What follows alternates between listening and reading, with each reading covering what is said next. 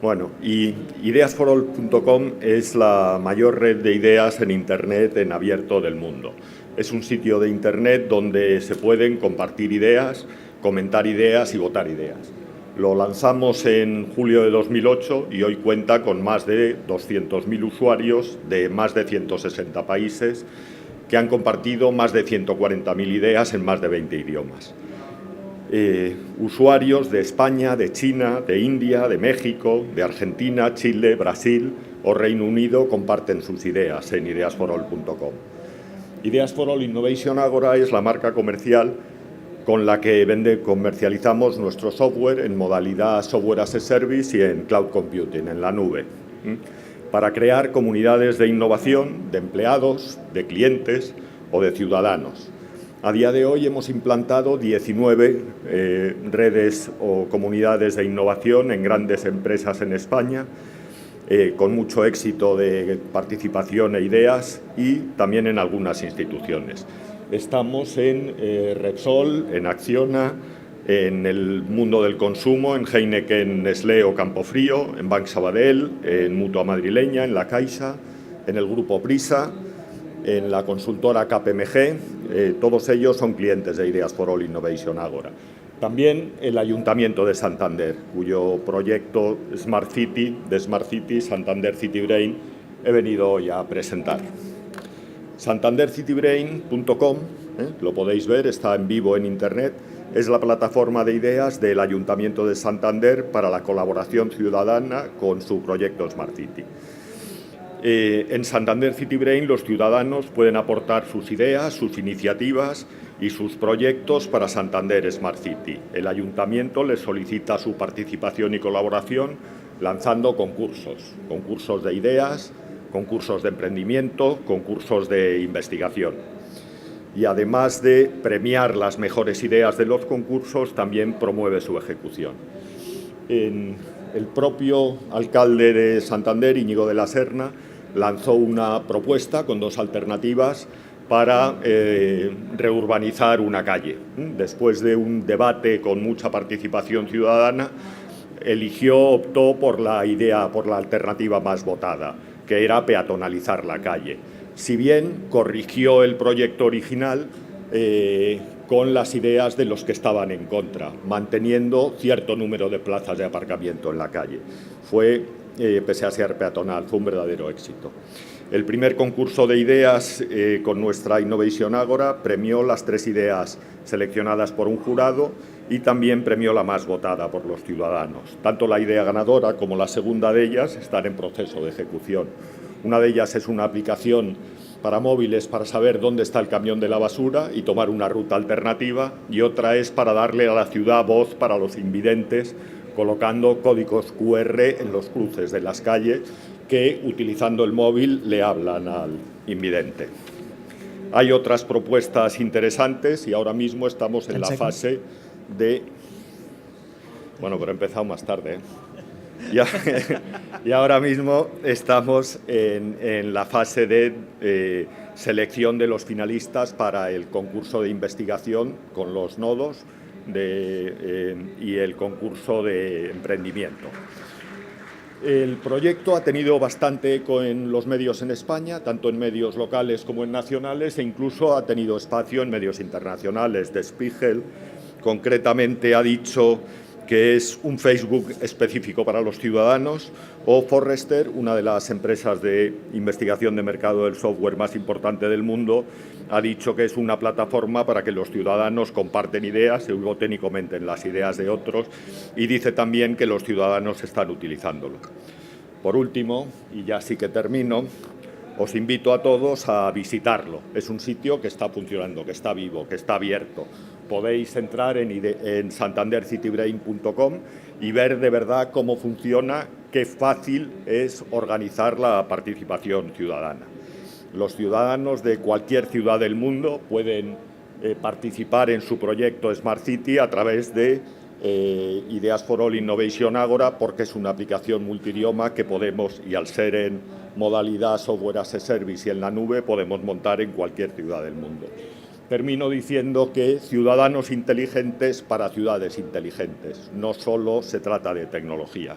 Y muchas gracias y no dudéis en poner en contacto con nosotros para lo que podáis necesitar en estos contactos.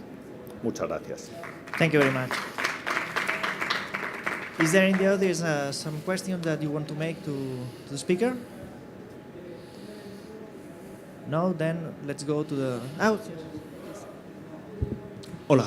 Hola. ¿De qué manera directamente pueden ellos, digamos, participar enviando una serie de ideas, un escrito con lo que ellos cambiarían? No, esto es todo online. O sea, uno se registra en la plataforma con un registro en el que se elige un nombre de usuario y dando un email válido, se recibe un email de validación y a partir de ese momento pues se puede o pulsar en alguno de los banners de los concursos o decir quiero poner una idea, aparece en la pantalla de la idea, se pone un título, tiene un editor de texto, se pueden añadir fotografías, vídeos o cualquier tipo de ficheros, estándar, PowerPoint, Excel, PDFs. Se elige la categoría y se puede guardar en borrador para luego, digamos, editarla y pulirla o directamente publicar. A partir de ese momento es visible para todos los usuarios que la pueden votar o la pueden comentar. Y el que ha puesto la idea siempre la puede editar, cambiar, mejorar. Luego, pues si participa en un concurso, pues las más votadas pasan a un jurado y el jurado elige la ganadora. Muchas gracias.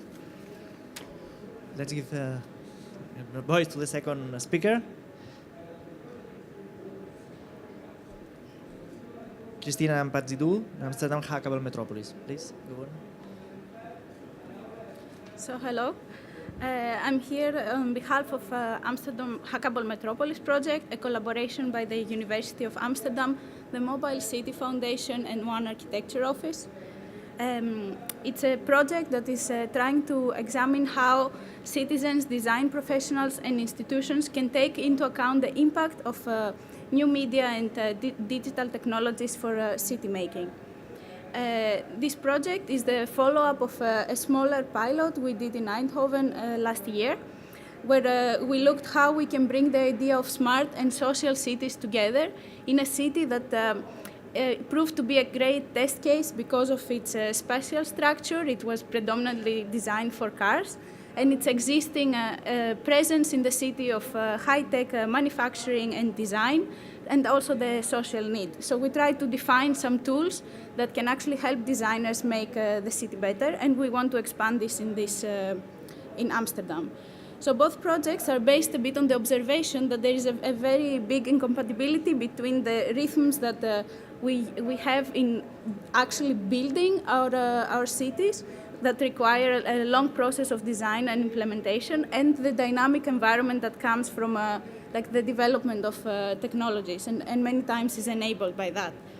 So on one hand, we have a lot of urban parties that are collecting and publishing like a big data about cities, and on the other hand, we have digital platforms that enable citizens to like mobilize publics to actually take actions and like claim the use of space under let's say a commons management.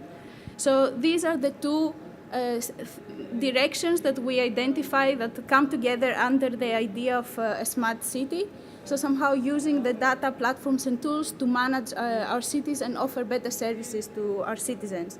But the whole discussion is really about how to make our cities function more efficiently, so how to manage our resources. But the same tools can also be used in the way we are making our cities, in the way we are designing our cities. So we need to use the same tools that we have at hand to make our cities hackable. So you see this also in the title of our project, and I want to focus a bit on these two aspects, like the hackable and the city making. So hackable, it's really an attitude that we draw a lot on the initial definition of it in the MIT in the 50s, where it was associated with a creative play and like restriction-free exploration of different things, or somehow, as Richard Stallman condensed it, is a kind of playful cleverness. And because cities are very much defined by their materiality, by their hard work, we kind of extended this whole definition to a city that somehow is, it reveals its institutional workings, and it not only offers better services, but is also open to systemic change from initiated by the citizens themselves. On the other hand, the city-making process is very complex because it's operative on so many different levels, from like high-level decision-making to like very low on-the-ground appropriation of our spaces. And I would like to kind of remind you the word commons, that we are talking a lot about the commons, and it comes from a Latin word, communis, that it means the gift and also the obligation, and it comes from the social obligation of returning a gift to somebody that gave you one in the first place. And I think that's also the best way we can describe citizenship. It's we all like to have access to to our civic rights and civic facilities, but that also gives us back the obligation of being constantly alert and active citizens on our half. So somehow city making is what we see as the process of collectively managing the commons in our cities. It's a very young project. We just started a month ago. So our first step is looking at existing digital platforms that enable different approaches to city making.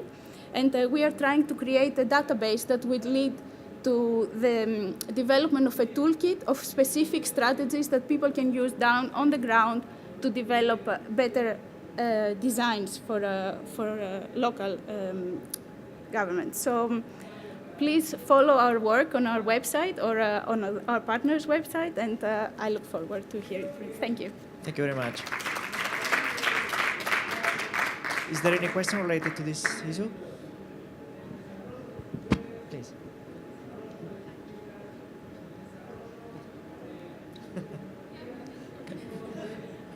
So what's the biggest difficulty, if you just should name one, because there are a lot of difficult things that you're trying to do?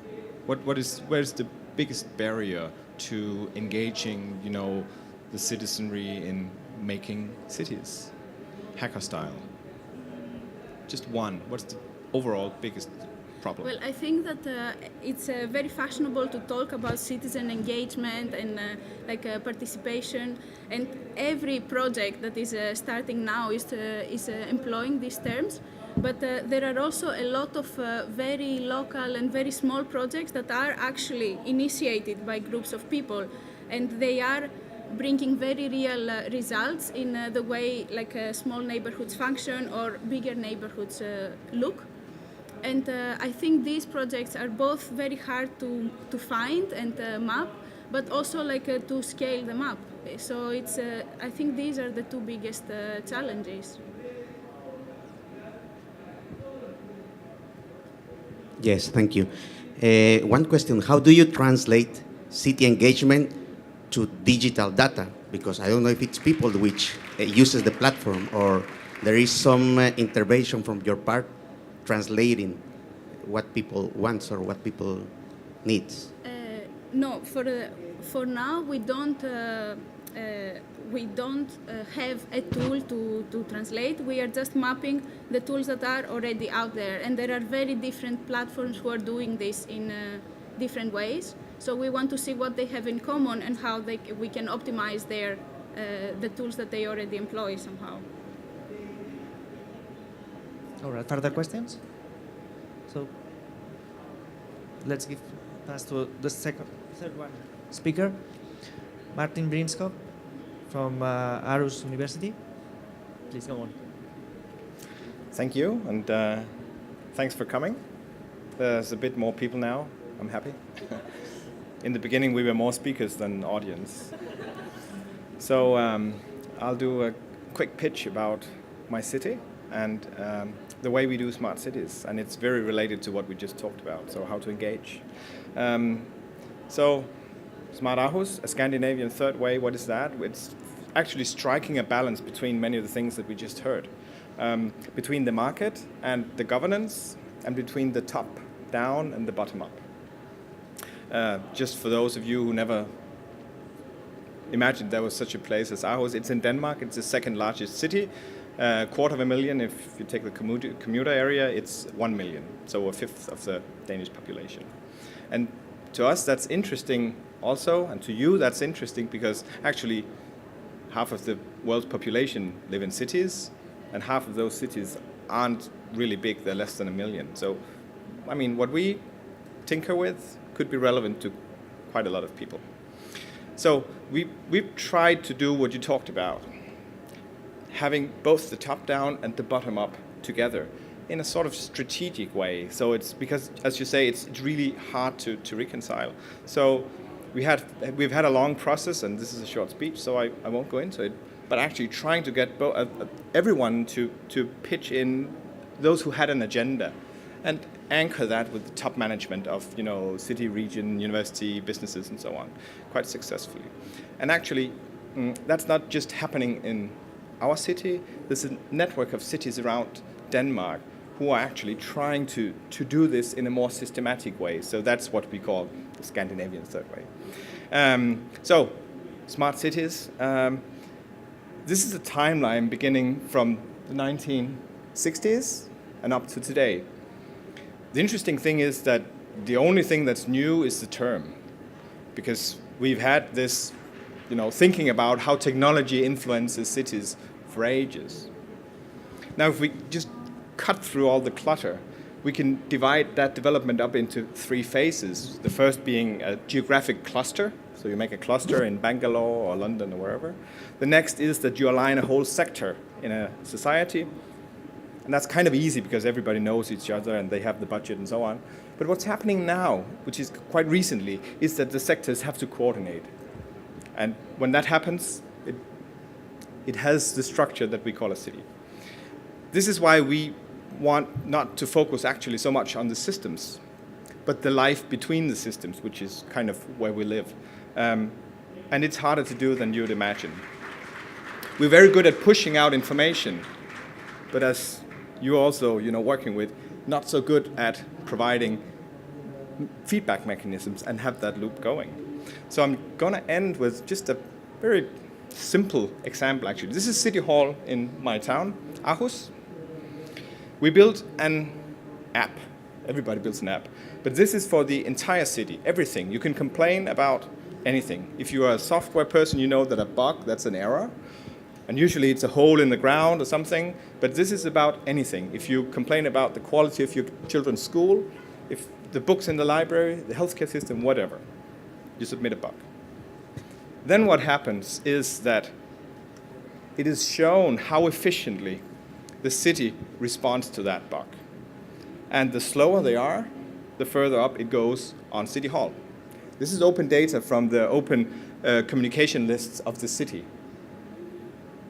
And actually, it's very scary for city officials to have their efficiency and their engagement with citizens shown on City Hall. This is not difficult to make technically. Yeah, it's a lot of work, but the big thing is to convince people to do it. So I would say that, a smart city is first and foremost, it's a revolution or a transition, change of culture and of organization. And that's what the whole, you could say, project or effort is. That's actually not just making systems or slight changes, management. It's rethinking the city. And of course, that is a cultural transformation. So if you want to talk more about that, come to Aarhus and make something with us or talk to me. Thank you very much. There's any question? Is there any question in the audience? All right then. Thank you very much. Oh, there's a hand. Oh.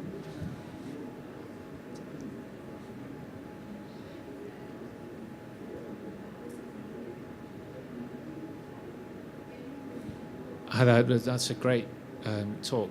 Can you just tell us what happens when the bug gets to the top and things don't get fixed? There are 4 levels.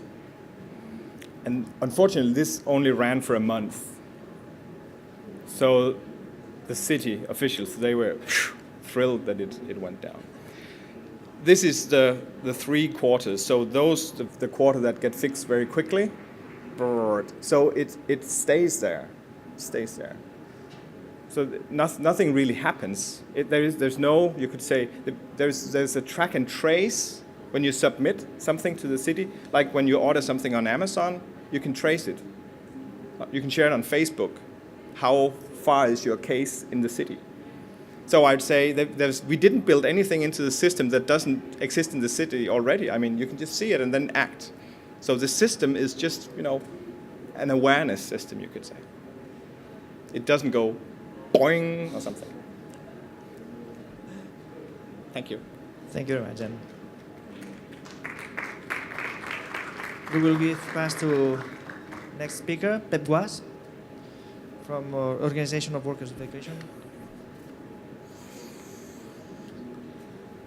Bueno, Ciutat Beta es una idea del Colegio de Educadoras y Educadores Sociales de Catalunya, con el apoyo de la empresa Transit Projectes y la colaboración del Centro de Cultura Contemporánea de Barcelona. Ciutat Beta es un proceso formativo en el cual quiere aportar soluciones creativas a problemáticas o necesidades concretas de un territorio urbano. El proceso formativo culmina con una acción en este territorio urbano. ¿Qué necesitamos para que Ciutat Beta se cumpla? Necesitamos 3 cosas. Necesitamos 30 participantes, asociaciones conectoras con el territorio, normalmente asociaciones de vecinos o sobre todo asociaciones que trabajen en red con los ciudadanos, con los vecinos, y una persona o entidad experta en un tema en concreto. El tema puede ser la sostenibilidad o el juego, por ejemplo. Que este tema en concreto nos va a ayudar a resolver esta problemática en cuestión. ¿A través de qué? A través de 5 actividades. La primera, descubrimos el territorio gracias a estas entidades, gracias a estas asociaciones de vecinos. Y también descubrimos la problemática, nos la muestran. Segunda actividad, jornada de trabajo en el Centro de Cultura Contemporánea con esta persona experta que nos ayuda a través de dinámicas a resolver a través de un prototipo. O sea, diseñamos con los participantes, con las entidades y con la persona experta un prototipo para este territorio, para que resuelva esta problemática. Tercera actividad, seguimos el planteamiento o seguimos el diseño del prototipo online y hacemos un seguimiento presencial con todos. Cuarta actividad, pasamos a la acción y probamos el prototipo en este territorio urbano concreto. Puede ser una calle, puede ser una plaza, lo que sea. 5, evaluamos cómo ha ido la prueba del prototipo. Bueno, un ejemplo, ¿no? Os voy a poner un ejemplo. En la edición del año pasado, por ejemplo, nos pusimos en contacto con una asociación que se llama Transeunts, del barrio de Sant Fèlix de Girona, y nos contaron que en el barrio de Sant Fèlix es un barrio céntrico de Girona, y como todos los barrios céntricos de Cataluña y España, normalmente es un barrio con mala imagen por muchos motivos, por los que sea, ¿no? O sea, y entonces pensamos que el juego quizá era un tema de fondo que podría solucionar creativamente esta mala imagen del barrio. Bueno, pues el resultado fue una acción muy concreta que fue una batalla simbólica entre vecinos de los barrios de Sant Fèlix y de Sant Pere. Entonces, ¿qué conseguimos? Era una batalla simbólica, digo, porque era una batalla de juegos de calle, o sea, estirar la cuerda y todo este tipo de juegos. ¿Qué conseguimos? Una relación más naturalizada con el otro, o sea, una relación sin prejuicios. Y bueno, en Ciutat Beta, sobre todo, ya lo he dicho, es un proceso de 3-4 meses. Cuando he escuchado aquí hablar de que ahora las ciudades se construyen en 2 minutos y antes en 8 años, personalmente, esto es una opinión personal, no creo que sea así. No creo que sea así. En Ciutat Beta nos damos cuenta que la tecnología va más rápido que las personas. Y Ciutat Beta intenta dar a estas personas herramientas para que la tecnología no se les pase. Y bueno, y esto es todo. ¿Es posible rediseñar las ciudades para las ciudadanías emergentes? Esta es una pregunta que nos hacemos constantemente en Ciutat Beta. Thank you very much. Is there any question?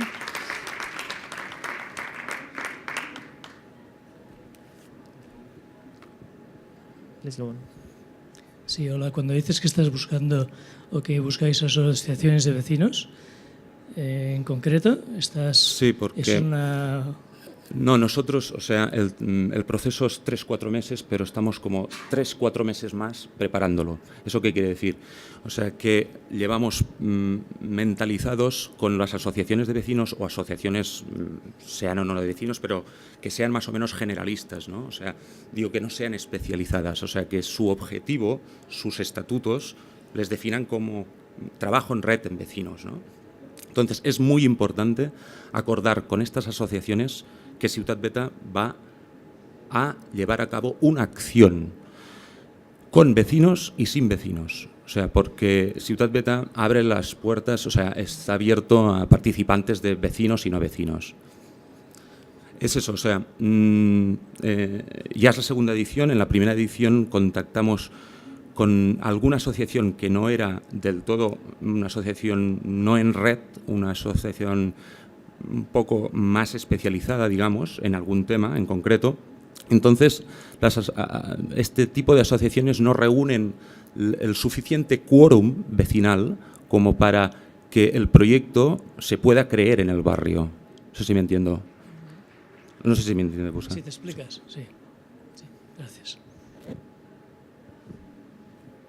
Further questions? All right, then let's change the speaker. Please welcome. T'ha tocat. Sí, com vulguis, Seràs l'última, si no? Et va bé? All right, let's welcome Cecilia Tham from Makers of Barcelona. Hello, good afternoon.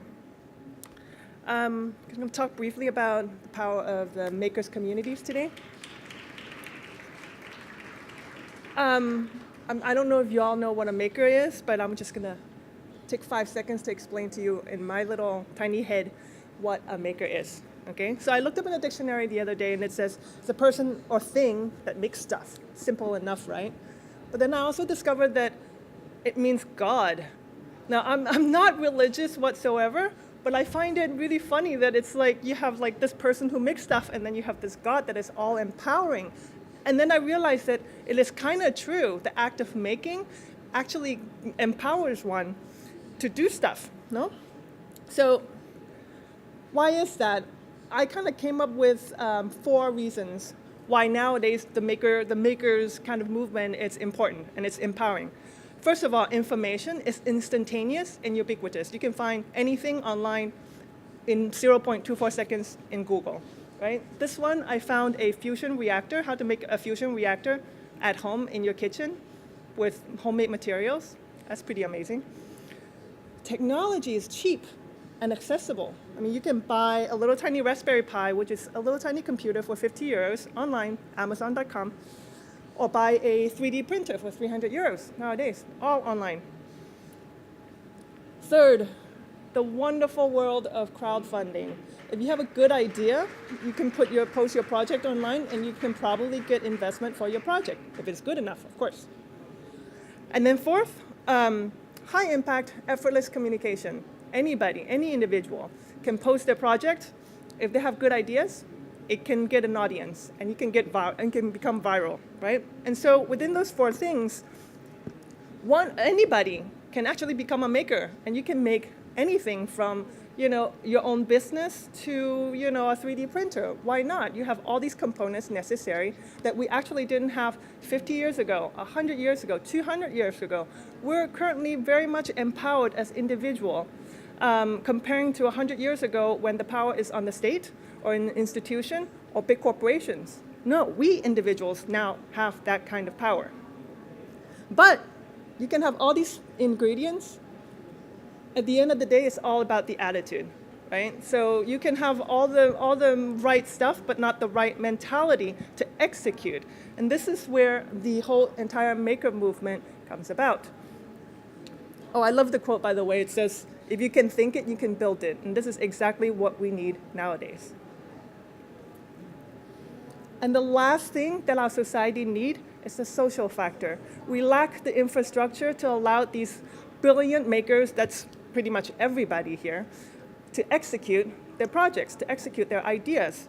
And the other day I discovered in American Scientific that there was this experiment in the 90s, and there was this monkey, and the monkey was all hooked up with electrodes, yeah. And so there was a scientist over here, and he was testing how he responds with tools, using tools. And so he gave him a nutcracker, and he was cracking nuts, and in the computer, there was all these activities. Interesting enough, right? All of a sudden, an assistant came in, and the monkey dropped the tool on the floor. The assistant picked up the tool and started cracking nuts himself and started eating it, right? Lo and behold, in the computer, the activities of the monkey in his head was the same as if he was cracking nuts himself. So for me, that was mind-blowing. All of a sudden, there's a reason why we wanted to do things in a social environment, because not only is it that you're in the same space together, you're actually mentally, affecting whatever the word is. I'm no scientist. So it actually affects your brain when you're in a social environment trying to make stuff together. And on top of it, if you see your next door neighbor doing really amazing stuff, you're going to want to do cool stuff yourself, right? So this is what we're trying to do at MOB, at Makers of Barcelona, to build this infrastructure for all the makers, not just in Barcelona, for all makers to execute and to get together and to do things together.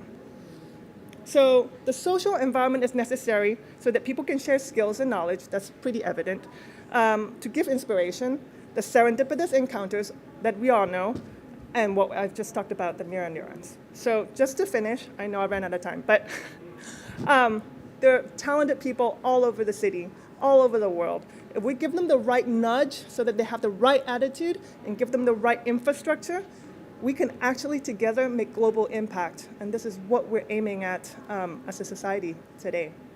And this is me, and this is my Twitter handle. So yeah, thank you. Thank you very much. Is there any question about this explanation? All right, then let's give just a question. So it's very simple. Why the gender split? Oh, that's the bathroom at MOB. Yeah, but okay. So why? So why? Why is it there? Because I find it really funny that society kind of impose these kinds of iconic gestures, and we kind of use it as a playful way at MOB to kind of identify that it's actually not this way. So it's kind of... So the split is not the point. Okay, thanks. Thank you very much. Jeff, give us to the last speaker. Please meet. Is there another question? No, you're in telephone. No, it's a phone call. Please, same. Let's welcome Mario Paredes from Right to Change. Thank you. Well, first of all, sorry for the camera because I will be moving for the area because I can be more than 2 seconds in the same position. Well, first of all, my name is Mario Paredes. I'm the founder of Right to Change. There is a non-profit organization that wants to promote new ways of bicycle transportation, new alternatives. Please, next one. Have to do it by myself, right? Okay. I love to see, to think about bicycles as the tip of the iceberg, because I think there's a lot of, plenty of things behind a city that works in a good way for bike users. There's always extra values behind. I want to show you some. Okay, thank you. First of all, it's demonstrated that there's more efficient short distances for bikers. In distances less than 5 kilometers, it's easier to move around. Then there's easier access to places not reachable by car. There's no trouble or any trouble with parking. There's also growing of the local economy through these benefits. You can access to this little shop, you can stop, you can go around. There's zero environmental impact. There's also a healthy activity. It promotes a progressive city image, responsible tourism, and also, and the most important thing, it makes the city more vibrant, more dynamic. Well, I had the opportunity to live the last year in a city of Mexico that is called Guadalajara, and I was so impressed because there they have what they call Ciclovía Recreativa. This is an initiative that they do every single Sunday to 8 a.m. To 2 p.m. So the thing is, some of the main streets of the city are close to the motorized vehicles, are close to traffic. So what happens is that all the people goes to the street, all people, adults, young people, children. So what happens is that society interacts, no? It creates a feeling of belonging to the city. So we can say that once a week, the streets are from and for the people. I had this, I remember one day, it was a Sunday with my bicycle going around, and I saw this old man in a wheelchair with handicapped man going around in the middle of the street like a highway, no? And he was with this big smile on his face, no? It was beautiful. So these things, this celebration, this great party that takes place on Sundays, it's like a new way to relate with the city environment. It happens in Mexico, it happens in Colombia, it happens in the United States, happens in so many places, but not it's that usual in Europe. No? So the links become stronger with this, no? Between citizens and cities. No? So what I'm trying to introduce, what I'm trying to working on, is on a project that can be like pretty close to these things, but introduce that in Barcelona. No? So what's going to happen no? If we try to close some main streets or maybe start with neighborhoods or start with that things, we can accomplish the citizen engagement and participation. We can have a Barcelona more creative and healthy. We can put in relation the public and private interests, and also we can have these benefits through the local economy. And the most important things, I think, of course, to improve on bicycle transportation, the bike sharing systems, all this stuff, no, to the multimodal transport, of course, are really good, no? But the first that we have to put our effort is to introduce in the mind of the people the habit, no, to go by bicycle. So if we do that, we are going to spend this time on culture of sustainable transportation, and we are going to have these livable cities, no? So that was all. Thank you very much, and it was a pleasure for me.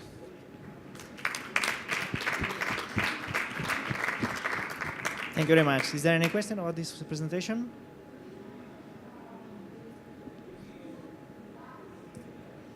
Sorry, I'm asking all the questions. Yeah.